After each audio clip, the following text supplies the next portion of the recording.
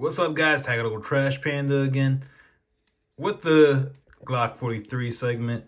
Now, if you guys know, I put 600 rounds through this Glock 43 so far with the Shield Arms Z9 magazines.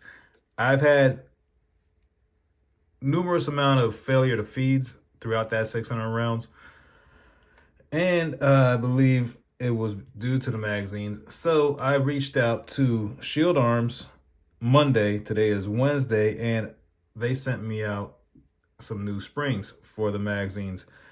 The process was very simple. I went onto their Instagram page and emailed the customer service email that they had on their page.